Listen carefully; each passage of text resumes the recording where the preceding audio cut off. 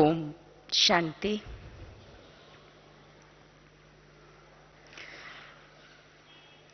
बाप दादा के हम सभी बच्चे बहुत ही भाग्यशाली हैं कि जो दुनिया जिसको ढूंढ रही है वो भगवान बाप हम बच्चों को स्वयं दृष्टि देता है और स्वयं हमें पढ़ाता है।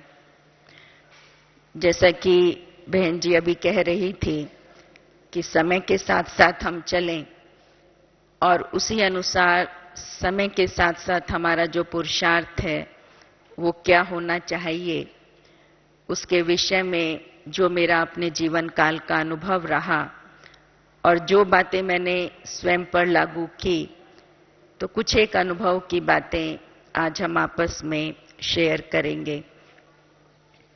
मुझे एक बात याद आती है कि अभी 2 दिन पहले जब हम मधुबन के लिए रवाना हुए थे तो जिस ट्रेन में हम आ रहे थे तो बहुत भाई बहन उसमें ट्रैवल कर रहे थे, क्योंकि जैसा कि आप सभी को मालूम है कि इस बार दिल्ली का टर्न है, तो बहुत भाई बहन थे ट्रेन के अंदर। तो मैं देख रही थी कि सभी के चेहरों पर एक बहुत खुशी थी, एक बहुत नशा था, और जिस नशे को देख करके ये लगता था कि वाकई में ही इनको कुछ मिला है और जब अपनी मंजिल से चले हैं और जिस मंजिल की ओर इनको पहुंचना है तो उस मंजिल की ओर जैसे जैसे बढ़ते जा रहे हैं तो उनके चेहरे की जो रेखाएं थी वो बदलती जा रही थी। तो सबके चेहरों को देखकर मन के अंदर एक संकल्प आया कि इसका कारण क्या है। तो जवाब जो मिला भीतर से वो यही आया, क्योंकि सबके मन के अंदर उस समय एक ही संकल्प था कि हम बाप दादा से मिलने के लिए और सेवा के लिए विशेष जा रहे हैं।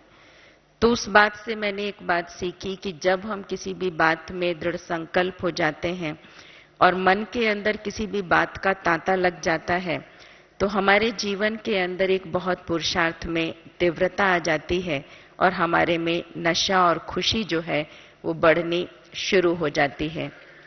और अभी आप समझते ही हैं कि जब हम सभी ने मधुबन की धरती पर हम पांव रखते हैं तो हमें एक इतना सुखद अनुभव होता है कि हम सबके दिल से निकलता है कि वाह मेरा भाग्य, इतना प्यार करेगा कौन। कोई दुनिया के अंदर इतना प्यार जितना बाप दादा ने हमको दिया, दीदी दादियों ने हमको दिया, शायद ही दुनिया में कोई इतना दे सकता है। और देखने में आ रहा है कि जैसे जैसे क्लासेस मिलते जा रहे हैं और आगे मिलेंगे, बाप दादा से मिलेंगे, तो मैं समझती हूँ कि जो चेहरे की रेखाएं हैं वो बहुत अच्छी होती चली जाएंगी। दुनिया में तो केवल सुनते थे कि कोई मानसरोवर है, उसमें जब हम लोग नहाते हैं तो नहाने से परियां बन जाते हैं, लेकिन कभी ऐसा पता नहीं था कि ये वही बेहद का मानसरोवर है जिसमें नहाने से हम सचमुच परियां बनते हैं। और ऐसा हम बच्चों का यहाँ जीवन का एक लक्ष्य है कि यहाँ पर आने से बाप दादा की जो हमको पालना मिलती है और दीदी दादियों की, बड़े भाई बहनों की जो पालना मिलती है वो सचमुच ही हमको ऐसा बना देती है। तो मैं समझती हूँ कि इसको हम मानसरोवर कहें या एक दुनियावी लैंग्वेज में अगर हम इसे एक बहुत बड़ा स्विमिंग पूल भी कहें तो कोई अतिशयोक्ति ना होगी, कि जिसके अंदर हम ऐसा तैरना सीख जाते हैं कि दुनिया जिसके अंदर इतनी प्रॉब्लम्स हैं, इतनी बातें हैं, इतने चैलेंजेस हैं लाइफ के, लेकिन उन चैलेंजेस के बीच में रहते हुए भी हम बच्चे ऐसा अनुभव करते हैं कि चाहे कोई भी बात हमारे सामने हो हम उनको फेस कर सकते हैं। अभी थोड़े समय पहले एक गीत चल रहा था तो मन में ख्याल आया कि देखो बाबा ने हम बच्चों को, अगर हम एकदम शुरू में जाएं 1937 से, तो बाबा ने हमको उस समय कोर्स कराया जिसमें बाबा की साकार मुरली चलती थी और बाबा ने हम बच्चों को 4 सब्जेक्ट्स उस पर ध्यान खिंचवाया कि बच्चे ये तुम्हारे 4 सब्जेक्ट्स हैं पढ़ाई के और इस पढ़ाई के 4 सब्जेक्ट्स पर तुम बच्चों को पूरा अटेंशन देना है। कोर्स के बाद हम समझते हैं कि बाबा ने रिवाइज कोर्स भी हम लोग देखते हैं कि बाबा ने कराया, और रिवाइज कोर्स के अंदर भी जो साकार की मुरलियां जो भाई बहन उस समय नहीं आ पाए जब बाप दादा, बाबा शिव बाबा, ब्रह्मा बाबा के तन के द्वारा हमको ज्ञान देते थे, तो इस कारण से फिर रिवाइज कोर्स भी शुरू हुआ ताकि हमारी कोई भी बात बाबा की मिस ना हो जाए। और अब मैं समझती हूँ कि समय प्रमाण जब बाप दादा की अव्यक्त मुरलियां शुरू हुई, जिसके अंदर बाबा ने हमें सेल्फ रियलाइजेशन और स्वयं को बहुत बातें जिनसे हमें लिबरेट करना है उनके बारे में हमें समझ दी, प्रकाश दिया, रोशनी डाली। तो रोशनी का मतलब ये नहीं कि बाबा ने कोई टॉर्च से रोशनी डाली, लेकिन हम ये समझते हैं कि बाबा ने हमें ज्ञान की समझ दी कि बच्चे तुम्हें क्या करना चाहिए, क्या नहीं करना चाहिए। जैसे हम देखते हैं कि जब हम रोड क्रॉस करते हैं तो रोड पर दो तरह की लाइट्स लगी होती हैं, एक तो रेड लाइट होती है और एक ग्रीन लाइट होती है। तो ग्रीन सिग्नल होता है तो हम ये समझ जाते हैं कि अब हम सड़क पार कर सकते हैं या हम निकल सकते हैं, और जब रेड लाइट होती है तो हमें ये मालूम होता है कि अभी हमें यहाँ पर रुकना है। तो इसी प्रकार से बाबा ने हमें अव्यक्त और व्यक्त पालना या साकार पालना के दौरान इन दोनों बातों की समझ बहुत अच्छी तरह से दी है कि बच्चे तुम्हें क्या करना है, क्या नहीं करना है। और इतनी सरलता से बाबा आजकल हम बच्चों को बातें बता रहे हैं कि हर कोई यदि थोड़ा सा बाबा की मुरलियों पर गौर करे तो बाबा बड़े प्रैक्टिकली किस तरह से हम बातों को जीवन में लाएं तो उनको हम समझ सकते हैं। तो कुछ एक बातें जैसा कि मैंने जिक्र किया जिससे मुझे अपने जीवन में काफी फायदा हुआ, तो वो कुछ बातें मैं आपके सामने रखना चाहूंगी, क्योंकि बाबा ने अभी जो लेटेस्ट बाबा की अव्यक्त मुरलियां चल रही हैं या लास्ट के 4-5 साल के अंदर चली हैं, तो उसमें हम ऐसा देख रहे हैं कि बाबा खास मोटी मोटी जो बातें हैं उन पर हमारा इशारा खिंचवा रहे हैं। जैसे हम अगर किसी स्कूल या कॉलेज में पढ़ते हैं तो टीचर जो होता है तो जब पता है उसको कि फाइनल के लिए क्या इंपॉर्टेंट है तो वो उन बातों पर बार बार हमारा ध्यान खिंचवाता है कि ये क्वेश्चन बहुत इंपॉर्टेंट है, आप इसको कर लो, आप इसको कर लो। तो यही बात आजकल हम बाबा के साथ देख रहे हैं कि बाबा कुछ एक बात जैसे शुभ भावना, शुभकामना की हमको कहते हैं, निमित्त भाव की हमको कह रहे हैं, क्षमा भाव की हमको कह रहे हैं, फुल स्टॉप की बात बाबा कह रहे हैं, रहम की बात बाबा कह रहे हैं, विघ्न विनाशक की बात बाबा कह रहे हैं, मास्टर सर्वशक्तिवान की बात बाबा कह रहे हैं। तो ये बातें हमारे लिए एक सिग्नल है कि समय जो है वो बहुत कम है, और बाबा क्योंकि हमारा फादर भी है, हमारा टीचर भी है, हमारा प्रिसेप्टर भी है, सदगुरु भी है, तो वो हमसे ये चाहता है कि अब हम संपन्न बन जाएं और बाबा की जो इच्छा है उसको हम पूरा करें। और मैं ऐसा समझती हूँ कि हम सभी की भी ये इच्छा है कि बाबा ने जो हमसे उम्मीद रखी है, जिस कारण से बाबा ने मुझे अपना बनाया है, तो बाबा की उस उम्मीद को मैं आत्मा पूरी करूं। लेकिन कई बार ऐसा होता है कि हम लोग पुरुषार्थ सभी करते ही हैं, बाबा की मुरलियां भी हम पढ़ते हैं, लेकिन कई बार कई बातों में हमारे में ढिलाई आ जाती है। मालूम तो सभी बातें हम सभी को ही हैं, लेकिन कई बार किसी बात पर कोई अटेंशन खिंचवा दिया जाता है तो मैं देखती हूँ कि पुरुषार्थ में थोड़ी तीव्रता हो जाती है। तो सबसे पहली बात जो मैं समझती हूँ कि अगर हम पुरुषार्थ को बहुत तीव्र करना चाहते हैं, तो जैसे आप देखते हैं कि अग्नि को अगर तेज करना होता है तो क्या किया जाता है, क्या करते हैं, उसमें ईंधन डाला जाता है, और ईंधन भी ऐसा डालते हैं कि जो अग्नि को तीव्र करे। यज्ञ में अग्नि जलाते हैं तो उसके अंदर लोग घी डालते हैं, तो उससे क्या होता है, वो अग्नि तेज हो जाती है।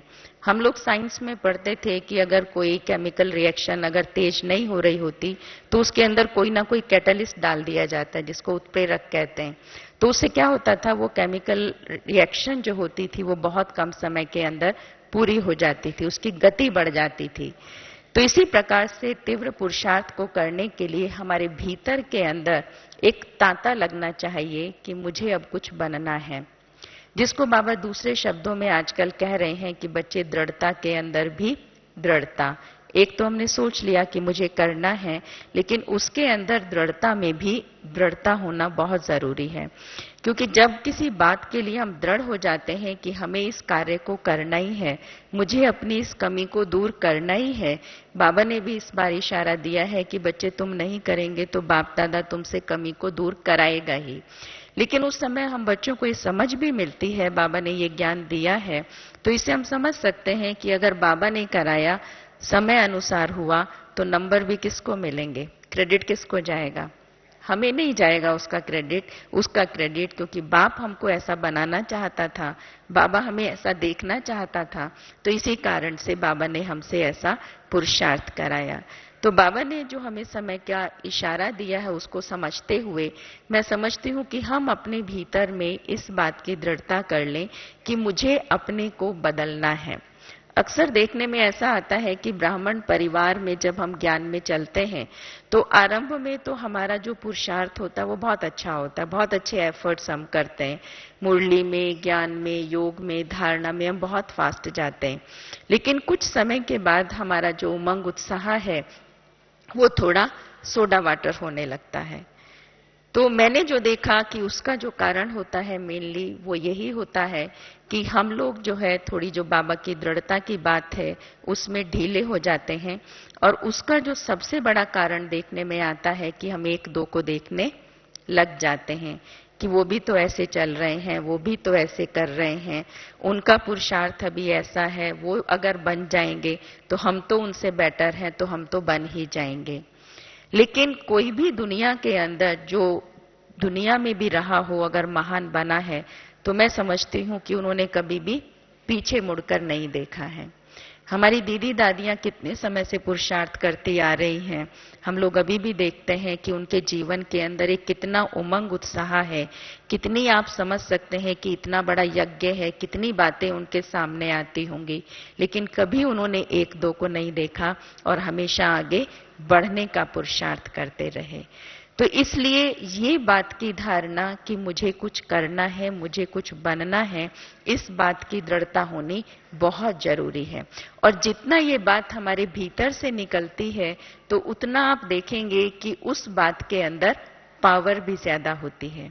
इसी की यादगार भक्ति मार्ग के अंदर आपने देखा होगा कि भक्ति में कोई भी फल जब देवताओं को चढ़ाया जाता है तो आधा फल चढ़ाते हैं, कभी कभी नहीं चढ़ाते, पूरा फल चढ़ाया जाता है, जो इसी बात की निशानी है कि हमारे भीतर के अंदर जब बाबा ने दृढ़ता भरी और होल हार्टेडली बाबा ने बोला कि बच्चे कोई भी आप संकल्प करो तो बाबा बैठा है तुम्हें ब्लेसिंग देने के लिए, तो बाबा आपको ब्लेसिंग देगा ही देगा। तो इस बात पर हमारा जो अटेंशन है वो बहुत होना जरूरी है। दुनियावी रीति से भी ये बात बताई जाती है कि जब आप ये सोच लेते हैं कि किसी काम को आपको करना है तो आपके अंदर में जो मेंटल ब्लॉक्स हैं कि आप किसी काम को नहीं कर सकते, आपकी कैपेसिटी नहीं है, तो उस समय कई बार अगर हमको कोई सेवा दी जाती है या किसी बात की धारणा के लिए कहा जाता है तो हम कहते हैं कि हमारे ये बात बस की नहीं है। परंतु नहीं, मुझे किसने चुना है और किसने मेरे अंदर में उम्मीद रखी है, तो अगर इस बात को हम ले लेते हैं मन के अंदर तो जो ये क्या, क्यों, कैसे के क्वेश्चंस हमारे मन में उठते हैं कि ये काम कैसे होगा, ये तो हो नहीं सकता, ये तो बहुत मुश्किल है, इतना तो अपने आप को परिवर्तन कर लिया और कितना करें, कितना अपने को मारें। नहीं, अगर हम किसी बात की धारणा अपने जीवन में करते हैं, जैसे फॉर एग्जाम्पल अगर बाबा आजकल रॉब की बात को कहता है या कोई और सूक्ष्म आलस्य की बात को ही कहता है, तो देखो इसमें दूसरे का नुकसान बाद में होता है, पहले किसका नुकसान हो जाता है, हमारा हो जाता है। तो आजकल जो लेटेस्ट स्टडी है वो हमें यही रियलाइज कराती है कि दूसरे को हम नुकसान बाद में पहुंचाएंगे कि अगर हम खुद अपने में आलसी हैं तो उससे मेरा अपना जो नुकसान है वो ज्यादा हो जाता है। अगर मैंने रॉब दिखाया तो पहले उसका जो एक्शन हुआ वो किसके ऊपर होगा, मेरे ऊपर होगा।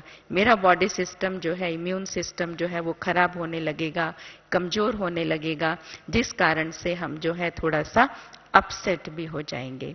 तो ये बात मैं समझती हूँ एक जो बहुत की है इस बात की कि अगर हम तीव्र पुरुषार्थी बनना चाहते हैं तो कोई क्या कर रहा है मुझे उस बात से कोई मतलब नहीं है, मुझे करना ही है, मेरा साथी कौन है, भगवान ने स्वयं मुझको अपना बनाया है। दूसरी बात जो मेरे मन में आती है पुरुषार्थ को बहुत तीव्र करने के लिए, वो मैं ऐसा समझती हूँ कि पुरुषार्थ की तीव्रता में एक लक्ष्य का सामने होना भी बहुत जरूरी है। जैसे स्टूडेंट होता है तो उसके सामने एक लक्ष्य होता है, हमारी ये यूनिवर्सिटी है। मैंने अपनी विदेश यात्रा के दौरान एक बात ये बहुत महसूस की कि हम भारतीय जो भाई बहन हैं वो अपनी स्टडी को एक स्टडी के रूप में बहुत कम लेते हैं। बहुत कम भाई बहनों की परसेंटेज है जो इसको पढ़ाई की रीति से पढ़ते हैं। हम इसको एक सत्संग की रीति से या हल्के रूप से थोड़ा ले लेते हैं। लेकिन विदेशी भाई बहनों के अंदर ये विशेषता देखने में नजर आई, मैं जहां भी गई, कि उनके अंदर बाबा के ज्ञान के प्रति, बाबा की पढ़ाई के प्रति एक बहुत रिस्पेक्ट है, और जो बात उनको कही जाती है उस बात पर वो बहुत अधिक अटेंशन रखते हैं, जिस कारण से वहां पर पढ़ाई का माहौल, एक लक्ष्य को पाने का जो माहौल है वो बहुत देखने में आता है, और जिस कारण से उनके अंदर जो एक एंथुसियाज्म है वो हमेशा बना रहता है। इसी कारण से बाबा ने इस बार भी हम बच्चों को कहा कि बच्चे तुम आलस्य को छोड़ो। किसी ना किसी रूप से आलस्य हम सभी के अंदर है, लेकिन अगर थोड़ा सा हम बैठकर उसको देखते हैं कि मेरे भीतर में किस बात का आलस्य है और इसका कारण क्या है। जैसे मैं आपको अपनी एक दिन की बात बताती हूँ कि कई बार ऐसा होता है कि सारे दिन भर में बहुत हेक्टिक रूटीन होता है, तो हेक्टिक रूटीन के बावजूद हमारा मन नहीं करता है कई बार अमृत वेले उठने का। तो एकदम उस समय जब नींद खुलती भी है तो एकदम क्या संकल्प आ जाता है, थोड़ा रात को लेट सोए थे या थोड़ा थके हुए हैं। तो एक दिन मैंने देखा, मुझे ऐसा ही संकल्प आया और सोचा कि अभी लेट उठेंगे। तो उस समय एकदम बाबा की बात याद आई और मैंने अपने मन को कहा कि नहीं, तू मुझे नहीं चलाएगा लेकिन मैं तुझे चलाऊंगी, तू मेरा सहयोगी बनेगा। और एकदम बिस्तर को छोड़कर उठ गए और उठ करके मुंह धुलाई किया। तो क्या हो गया, जो एक बात बहुत बड़ी बात थी वो एक छोटी बात में परिवर्तन हो गई। तो ये सब बातें डिपेंड हमारे अपने ऊपर करती हैं। दुनिया के अंदर there is nothing impossible. Napoleon जो थे उन्होंने ये बात कही कि दुनिया में कोई भी चीज असंभव नहीं है, और दुनिया में लोगों ने इतनी हिम्मत रखी। यहां पर तो हमारा जो साथी है वो कौन है, सर्वशक्तिवान है, जिसको सारा विश्व याद करता है, जिससे ऊपर कोई हस्ती नहीं है, वो हमारा साथी है। तो हमारे किसी भी कार्य के अंदर, हमारे किसी भी संकल्प में कभी भी ढिलाई नहीं होनी चाहिए, और हर बात के अंदर एक महान लक्ष्य हमारा होना बहुत जरूरी है। जैसे ब्रह्मा बाबा का हम सुनते हैं, कितनी बातें यज्ञ के अंदर आई थी हमारे सामने, तो बहुत रोल मॉडल हैं। कितने भाई बहनों का पुरुषार्थ हम देखते हैं, कोई किस बात में अच्छा है, कोई किस बात में अच्छा है, उनसे भी हम प्रेरणा ले सकते हैं। लेकिन ब्रह्मा बाबा के सामने उस समय कौन था, लेकिन कोई भी बात सामने आती थी तो बाबा के अंदर एक इतनी उछल थी, इतना उमंग उत्साह था, इतनी उम्र के अंदर भी, कि बाबा हमेशा कहा करते थे कि बच्चे ये सब हुआ पड़ा है, ये सब बातें आएंगी, जैसे रात चली जाती है इसी प्रकार से बात भी चली जाएगी। और वास्तव में देखने में भी ऐसा आया कि बाबा ने इतना निश्चय रखा, हमारी दीदी दादियों ने इतने निश्चय और फकुर से लक्ष्य को सामने रखते हुए बीच में जितनी भी बातें आई उनको क्रॉस किया, तो उसकी आज हम रिजल्ट क्या देख रहे हैं। हम सभी इस बात को मानते हैं कि यज्ञ का आज कितना विशाल रूप है। समझते हैं ना सभी कि इसी कारण से दुनिया के कोई भी लोग, चाहे वो कितने बड़े से बड़े एडमिनिस्ट्रेटर्स हैं, वो यहाँ पर आते हैं तो दांतों तले उंगली दबाते हैं। एक बार मुझे याद आता है कि हम एडमिनिस्ट्रेटर्स कॉन्फ्रेंस में आए थे मधुबन में, तो हमारे साथ कुछ आईएएस ऑफिसर्स दिल्ली से आए थे। तो जब उनको कहा कि आप वहां चलो तो उन्होंने थोड़ा सा आनाकानी की, लेकिन जब वो यहाँ पर आए और उन्होंने यहाँ का एडमिनिस्ट्रेशन देखा तो वो दांतों तले उंगली दबाने लगे। और जब दादी प्रकाश मणि जी सामने आए और उन्होंने सबसे ये बात पूछी कि भाई आप सब कैसे हैं, सबकी तबीयत ठीक है, आप सबको एकोमोडेशन ठीक मिला है, तो वो इस बात को सुनकर के दंग रह गए। कहते हम लोग भी एडमिनिस्ट्रेटर से कॉन्फ्रेंसेस करते हैं, लेकिन कभी भी जो चेयरपर्सन होता है, जो बड़ा व्यक्ति होता है, जो ऑर्गेनाइजर होता है, वो एक एक से इस तरह की बात नहीं पूछता है।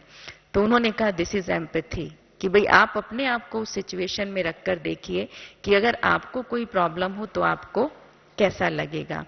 तो ये सब कमाल किस बात से रही कि जब हमने, बाबा ने, हमारे बड़ों ने कभी इधर उधर मुड़ करके नहीं देखा। उन्होंने केवल यही लक्ष्य रखा, मुझे कहां पहुंचना है। अर्जुन को हमेशा क्या दिखाई देता था, हमेशा मछली दिखाई देती थी और मछली के अंदर उसकी आंख दिखाई देती थी। कई बार ऐसा होता है कि हम जब लोग आपस में मिलते हैं, अधिकतर ऐसा देखने में आता है कि जब भी दो आपस में बैठेंगे ना, बहुत कम उन्नति की चर्चा करते हैं। आपस में एक दो की बातें हम लोग बहुत ज्यादा करते हैं, उसने ऐसा किया, उसने वैसा किया, हमें क्या लेना देना। हम जाएंगे, अगर आज घड़ी मेरी अंतिम घड़ी हो जाती है तो क्या होगा। इसलिए मैंने अपने जीवन के अंदर ये बनाया है कि मैं कभी भी किसी की इधर उधर की बात को ज्यादा सुनती नहीं हूं, और यदि सुनती हूं तो केवल इस भाव से सुनती हूं कि मैं उस आत्मा को उस बात को दूर करने में क्या सहयोग दे सकते हैं। कई बार ऐसा होता है कि हम लोग बोल करके किसी को सहयोग नहीं दे पाते, लेकिन कम से कम वाइब्रेशंस के द्वारा तो हम उस आत्मा को सहयोग दे सकते हैं। तो इस कारण से क्या होता है कि जब आपके जीवन के अंदर नेगेटिव या वेस्ट अंदर में कम जाता है और आपके अंदर पॉजिटिविटी ज्यादा है, तो हमारा जो उमंग उत्साह होगा वो कैसा बना रहेगा, ज्यादा ही रहेगा ना, और दिन प्रतिदिन हमारा बढ़ता चला जाएगा। तो इसलिए कई बार हम छोटी छोटी गलतियों में चले जाते हैं, गलियों में जाकर के अपने आप को गुमराह कर लेते हैं, और गुमराह होने के कारण से फिर कई बार हम बच्चों को जो ब्राह्मण जीवन है, जो खुशी और मौज की जीवन है, वो मौज की जीवन हमको बोझ लगने लगती है। और कई बार कई भाई बहन ये भी पूछते हैं कि बहन जी विनाश कब होगा। मैं तो समझती हूँ हमारा सौभाग्य में कभी ये संकल्प नहीं आता। हम ऐसा सोचते हैं कि देखो भगवान हमको मिला है, इतना सुंदर बेहद का परिवार मिला है, भगवान का साथ हमको कभी और किसी युग में महसूस होगा। जिसको सारी दुनिया ढूंढती है उसके साथ और उसके हाथ में मेरा हाथ है, इससे बड़ा हमारा सौभाग्य नहीं हो सकता। तो ये बातें सब उन्हीं के मन से निकलती हैं जो वास्तव में अपने ऊपर ध्यान कम रखते हैं, अपनी और कम देखते हैं, दूसरों की तरफ जो नजर है वो ज्यादा रहती है। एक बार मुझे याद आती है कि दो भाइयों ने मेरे पास आए और एक बात पूछी कि बहन जी जो हमारा पुरुषार्थ पहले था ना, वो आज हमारा पुरुषार्थ नहीं है। तो मैंने कहा कारण, कहते कारण हमें समझ नहीं आता है, हम काफी सोचते हैं, ढूंढते हैं, लेकिन हमें समझ नहीं आता है। तो ये मैं समझती हूँ कि उन भाइयों की बलिहारी थी कि उन्होंने इस बात को पूछा। तो मैंने उनको कहा कि आप ऐसे करिए कि 15 दिन जब आप दोनों दोस्त आपस में मिलते हैं तो आप इस बात पर ध्यान दो कि आप दोनों बात क्या करते हो और आपको क्या बात करनी चाहिए। तो उन्होंने 15 दिन इस बात को किया, जो बात वो नेगेटिव करते थे उस बात को पॉजिटिविटी में बदला, जो बाबा कहते हैं उन ज्ञान की बातों का लेन देन आपस में करना शुरू किया। और उस दिन के बाद जब वो मेरे पास आए तो वो इस बात को कहने लगे कि बहन जी वास्तव में जो हमारा इतना नीचे जाने का स्थिति का कारण था वो हम खुद ही थे, कि जब भी हम आपस में मिलते थे तो हम एक दो को देखते थे और ये बात डिस्कस करते थे कि उसके अंदर ये कमी, अरे बड़ा है, इतना बड़ा है, महारथी है, उसके अंदर भी ये बात है। मैं हमेशा एक बात इस बात पर दावे से कहती हूँ कि देखो हमारे सब्जेक्ट्स हैं ईश्वरीय ज्ञान, राजयोग, धारणा और सेवा। आप दुनिया में भी देखते हैं कि हरेक की कोई अगर मैथमेटिक्स में है, इंग्लिश है, हिंदी है, संस्कृत उसके सब्जेक्ट्स हैं, हर एक सब्जेक्ट के अंदर 100% नहीं होता है। किसी का कोई फेवरेट सब्जेक्ट होता है, किसी का कोई फेवरेट सब्जेक्ट होता है। और दूसरी बात हम ये समझते हैं कि हम कितने समय से अपने संस्कारों को बदलने का पुरुषार्थ कर रहे हैं। कल्प के पुराने संस्कार हमारे हैं तो उनको बदलने में हो सकता है किसी ने अपने आप को ज्ञान के क्षेत्र के अंदर, उस सब्जेक्ट के अंदर बहुत अपने आप को माहिर बना लिया हो और धारणा की कोई बात के ऊपर उसका अटेंशन अभी ना गया हो। तो मैं काहे को उसके बारे में सोच करके अपने जीवन को खराब करती रहूं, अंदर से अपने आप को खोखला करते रहें। तो इस कारण से तो हम यहाँ पर नहीं आए ना। तो जब हम इस बात को इस तरह से ले लेते हैं कि वो अगर इस सब्जेक्ट में अच्छा है, उसके अंदर ये विशेषता अच्छी है, तो उस विशेषता को मैं अपने जीवन में ले आऊं, और बाकी अगर मैं उस आत्मा की कोई कमी या कमजोरी है, अगर मैं उसको वाचा से सहयोग नहीं दे सकती या दे सकता, तो कम से कम हम उस आत्मा के प्रति अच्छे वाइब्रेशंस तो मन में रख सकते हैं, नहीं रख सकते, ये पॉसिबल है या नहीं है। तो इस बात पर जब हम अटेंशन रखते हैं और किसी भी आने वाली बात को हम इस प्रकार से लेते हैं कि देखो हमारी ये पढ़ाई है, पढ़ाई के अंदर हमेशा मार्जिन होती है, कोई इस सब्जेक्ट में अच्छा है, कोई उस सब्जेक्ट में अच्छा है, तो मैं उस आत्मा के उस गुण को उठा लूं। एक बार मैंने इस बात का प्रैक्टिकल अनुभव भी किया और उसी से मैंने इस बात को सीखा भी। मैंने देखा कि किसी बहन में मैंने देखा कि ये बात है, एक बात है। थोड़े टाइम के बाद देखा कि उस समय मेरे मन में अरे इसमें भी ये बात है। छोटे थे उस समय ज्ञान में, तो कई बार बड़ों के अंदर कोई बात दिखाई दे जाती है तो वो बात थोड़ी सी लगने लगती है कि अरे इनमें भी ये बात है, तो हम कहां जाएंगे, हमारा क्या होगा। कुछ समय के बाद मैंने देखा कि उसकी वो बात खत्म हो गई और मैंने उसकी भीतर में कितने टाइम चिंतन किया, तो मुझे क्या मिला, वो तो पुरुषार्थ के अंदर उस बात को छोड़ करके आगे बढ़ गई और मैं उस बात को मन के अंदर लेके, अगर मैं शायद 1 साल बाद उससे मिली और उसने हो सकता है कि शायद वो बात अपने जीवन से 10 दिन में ही दूर कर ली हो और मैं 1 साल तक उस बात का अगर चिंतन करती रही, तो नुकसान किसका हुआ, किसका हुआ नुकसान, मेरा हुआ कि उसका हुआ। तो इसलिए बाबा ने हमें जो कहा है कि बच्चे तू अपनी गठरी को संभाल, तेरे को और किसी से मतलब नहीं है। तो इस लक्ष्य से जब हम थोड़े से डेविएट हो जाते हैं, तब हमारी जो स्टेबिलिटी है वो हमारी थोड़ी सी खत्म होने लगती है और हमारा जो उमंग उत्साह है, हम मधुबन में आते हैं, बहुत उमंग उत्साह में रहते हैं, बहुत प्रतिज्ञा करके जाते हैं, लेकिन देखने में आता है कि जब हम सेंटर्स पर चले जाते हैं, वहां पर फिर हमारी वही भाषा शुरू हो जाती है कि कहाँ ये तो बहुत मुश्किल है। कुछ मुश्किल नहीं है, दुनिया के अंदर देयर इज नथिंग इम्पॉसिबल, लेकिन अगर हमारे मन में एक श्रेष्ठ लक्ष्य है कि मुझे उस मंजिल पर पहुंचना है, चाहे कुछ भी हो जाए, आसपास में मुझे नहीं देखना है, मुझे आगे बढ़ते जाना है, तो ये बात मैं दावे से कहती हूं कि जो बाबा की आश हम बच्चों के अंदर है, हम उस बात को बहुत सहज रीति से पूरा कर सकते हैं। तीसरी बात जो मेरे मन में आती है कि जो बाबा ने अभी बहुत अच्छी तरह से हाईलाइट किया है, बच्चे मनसा वाचा और कर्मणा की पवित्रता, संपूर्ण पवित्रता जिसको बाबा कहते हैं। कई बार ऐसा देखने में आता है कि हम ब्राह्मण भी बहुत चलाने में होशियार होते हैं, बहानेबाजी में भी होशियार हैं, लेकिन हम चलाने में भी बहुत होशियार हैं। हम समझते हैं कि हमारी बात को कोई जानता नहीं है तो हम इनको बहुत अच्छा चला रहे हैं, लेकिन बाबा ने एक बात बहुत कड़ी मुरली चलाई थी और उसमें बाबा ने कहा था कि बच्चे ऐसे ऐसे छोटे विकर्म करते रहते हैं और काले कोट वाले वकील बनकर के बाप दादा के भी सामने आकर के वकालत करते हैं। तो बाबा कहते हैं कि बच्चे, तुम बच्चों को मालूम नहीं पड़ता कि भगवान जो तुम्हारा पिता है वो कौन है, वो धर्मराज भी है। और बड़े भी जो बड़े बनते हैं वो ऐसे ही नहीं बनते हैं।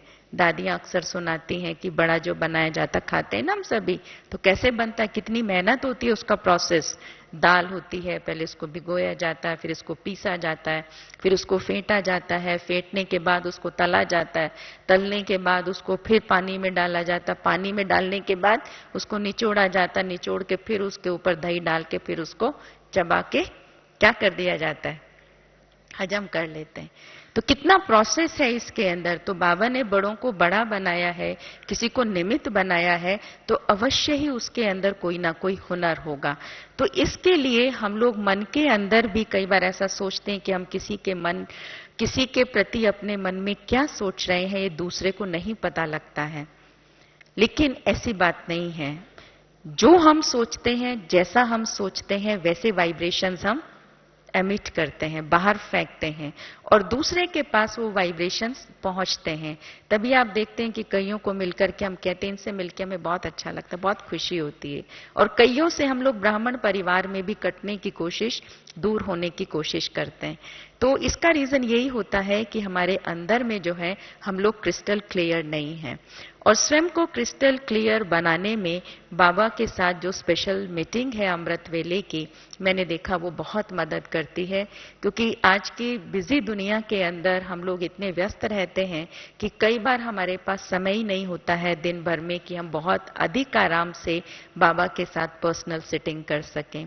तो वो एक ऐसा समय होता है कि जिस समय बाबा के साथ बैठ करके जब हम बहुत ज्यादा अपने अंदर पॉजिटिविटी को बढ़ा लेते हैं, भर लेते हैं, तो मैं देखती हूँ कि उससे सारे दिन भर के अंदर जो हमारे टेढ़े मेढ़े विचार चलते हैं ना, तो उनके अंदर फुल स्टॉप लग जाता है। जैसे आप दुनिया के अंदर भी अगर कोई लौकिक कार्य है, अगर आप बिफोर टाइम कर लेते हैं तो उससे क्या होता है, आपके जो उल्टे पुल्टे संकल्प चलने चाहिए वो हमारे चलने खत्म हो जाते हैं। तो इसी प्रकार से जब हम पहले से ही अपने आप को भरतू कर लेते हैं, तो जैसे कोई पोलियो का मरीज होता है, पेशेंट होता है, टेढ़ा मेढ़ा वो चलता है तो हमें अच्छा लगता है। तो इसी तरह से मन अगर हमारा कुरूप होता है तो वो बाबा को भी अच्छा नहीं लगता है, और बाबा तभी हमारे पीछे पड़ा है, और बाबा हमको कहता है कि बच्चे करना है अब कर लो, फिर बाद में नहीं कहना कि बाबा आपने हमें वार्निंग नहीं दी। तो ये बाबा का कुछ 1 साल से रेड अलर्ट चल ही रहा है, लेकिन अभी कभी भी बाबा इमरजेंसी डिक्लेयर हमारे लिए कर सकता है। तो इसलिए मैं समझती हूँ कि अभी हम बच्चों को थोड़ा सा इन बातों को सामने रखते हुए चौकन्ना हो जाना चाहिए। एक बात मुझे जगदीश भाई की याद आती है कि जगदीश भाई, क्योंकि जब मैं कॉलेज में पढ़ा करती थी तो शक्ति नगर जो सेंटर था वो बहुत ही नजदीक था हमारे कॉलेज के। तो जगदीश भाई से बहुत अक्सर मिलना होता था और बहुत बातें उनसे हुआ करती थी, वो बहुत प्यार भी किया करते थे।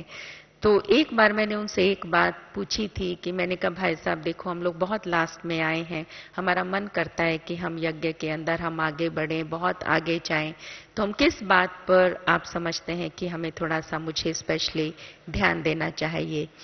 और वो जब ये मैंने प्रश्न पूछा था, ये ऐसे समय पर था जब भाई साहब की थोड़ी सी तबीयत थी, वो ढीली चल रही थी, और वो मेरी उस समय उनके साथ लास्ट मीटिंग भी थी।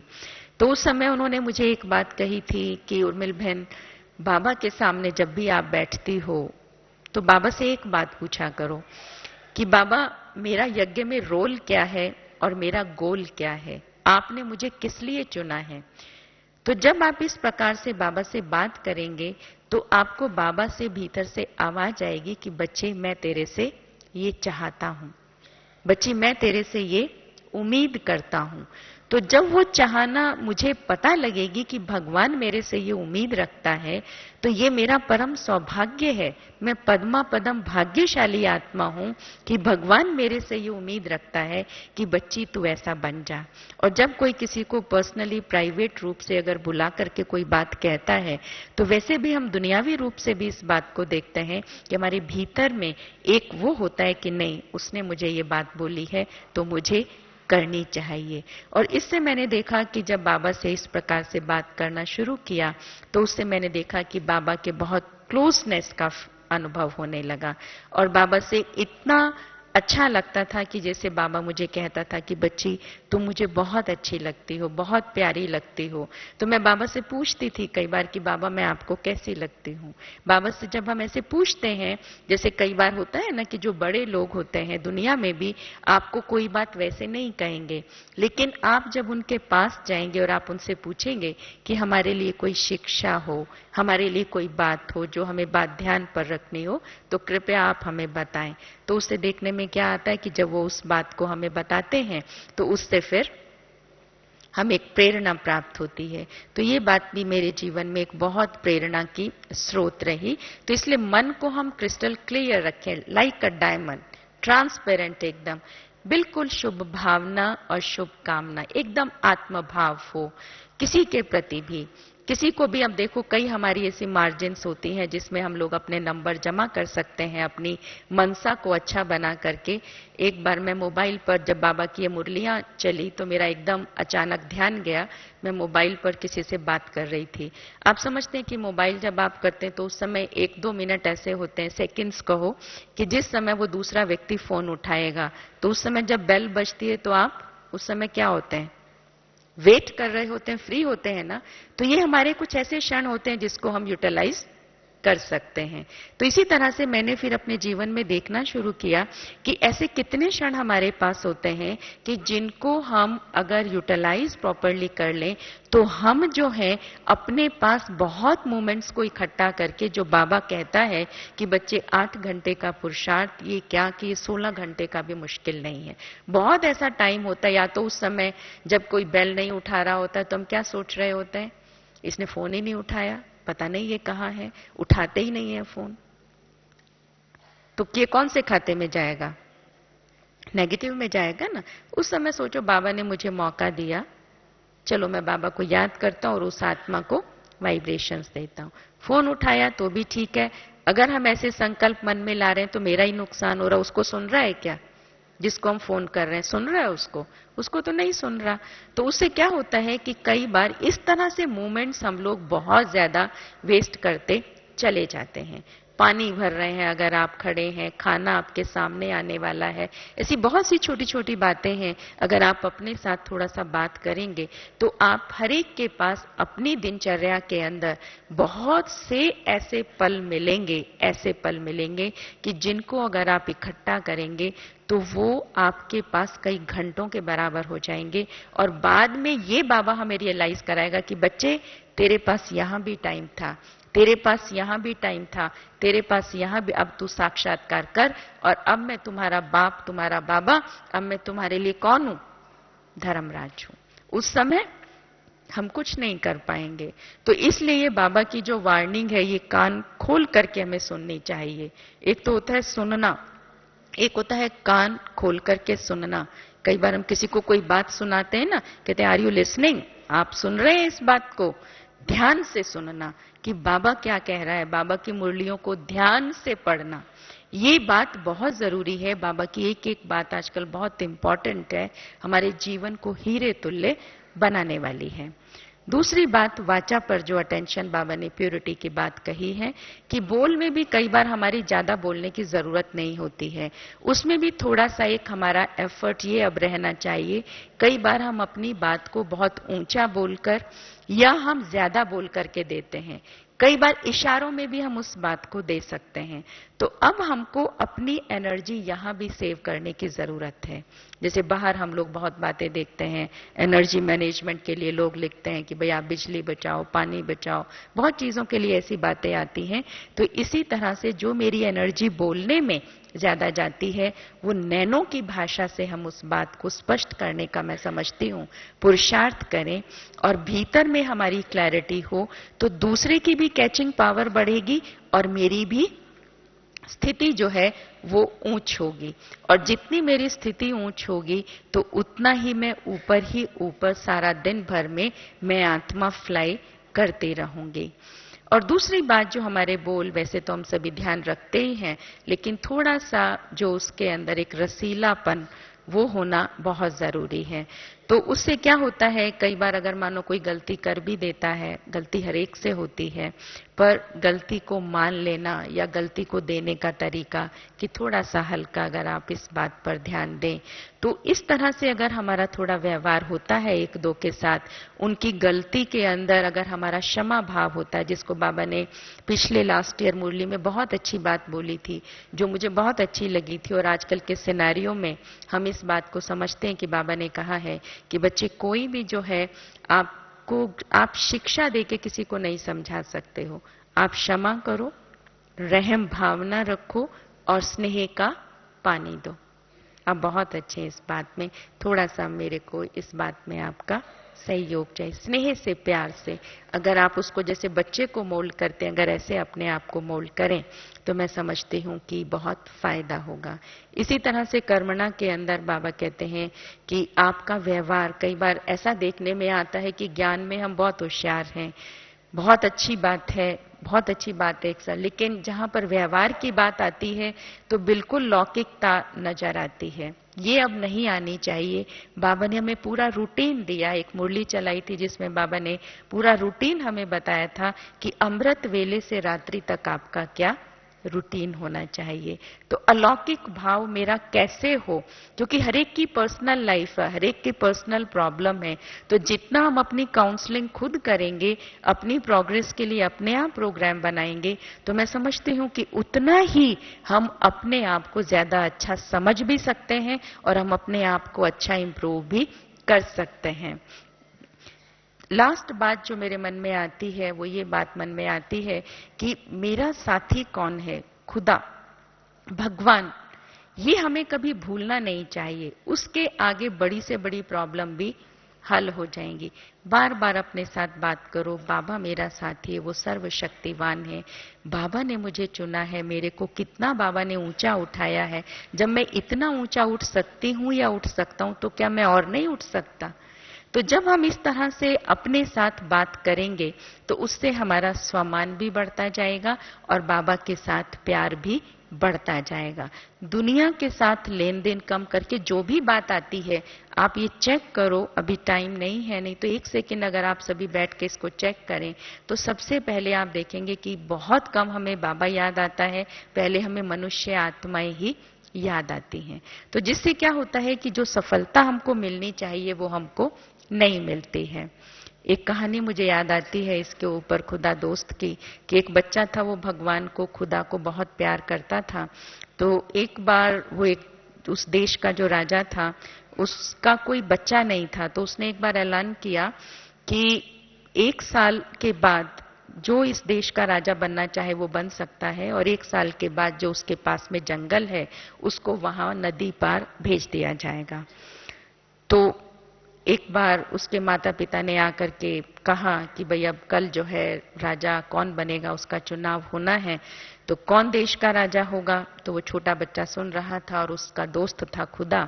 तो उसने खुदा को कहा कि कौन अब देश का राजा होगा? तो खुदा ने उसको बोला कि तू इस देश का राजा होगा। तो उसने हुज्जत से कहा क्यों? कि तुम मुझे अपने बाप बाप से दूर करना चाहते हो क्या?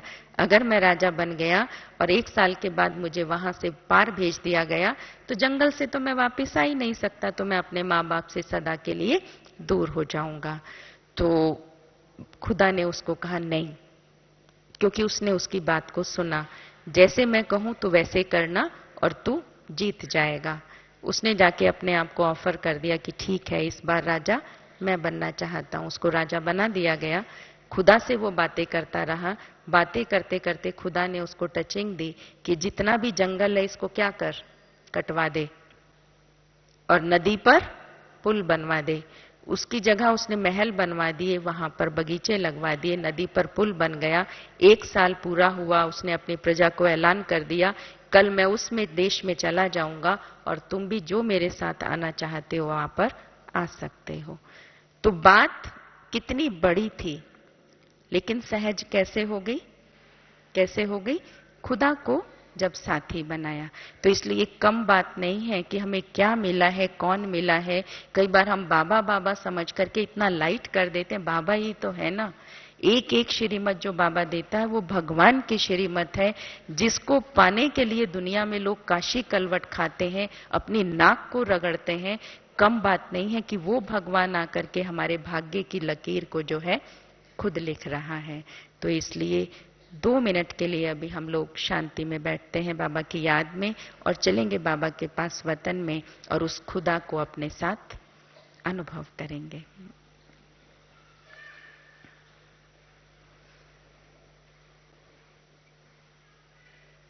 सभी चलें सूक्ष्म वतन की ओर।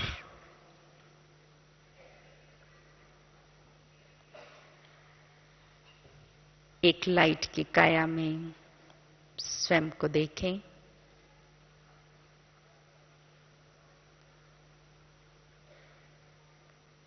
सूक्ष्म वतन में चारों तरफ दिव्य प्रकाश है।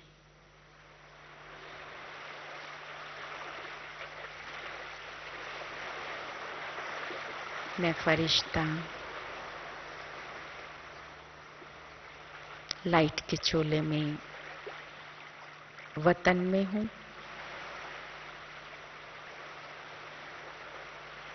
बाप दादा दोस्त के रूप में मेरे सामने हैं।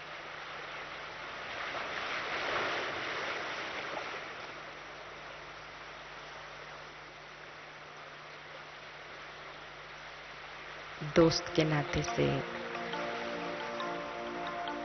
मैं फरिश्ता बाबा के नजदीक बढ़ रहा हूं।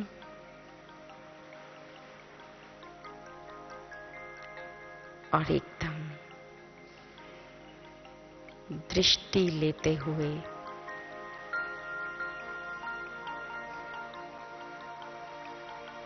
बाबा से लिपट जाता हूं।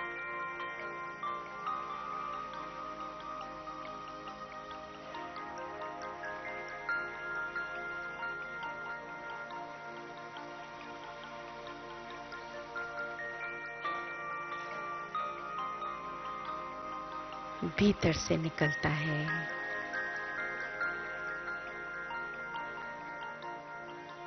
वाह खुदा दोस्त, मीठे बाबा, प्यारे बाबा,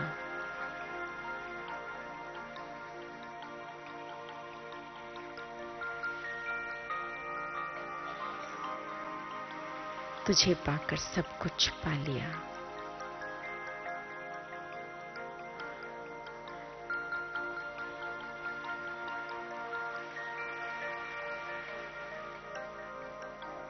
सब कुछ पा लिया।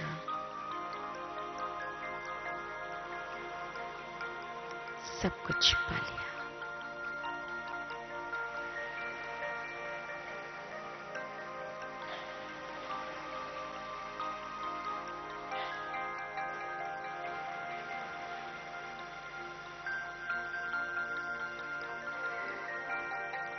एक हल्केपन का, प्यार का अनुभव लेकर नैनों की भाषा में रो रेहान करते हुए मैं फरिश्ता स्नेह में डूबा हुआ वापस लौटता हूं इस वतन में।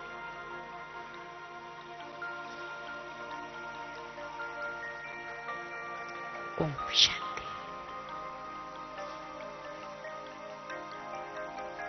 ओम शांति। ओम शांति।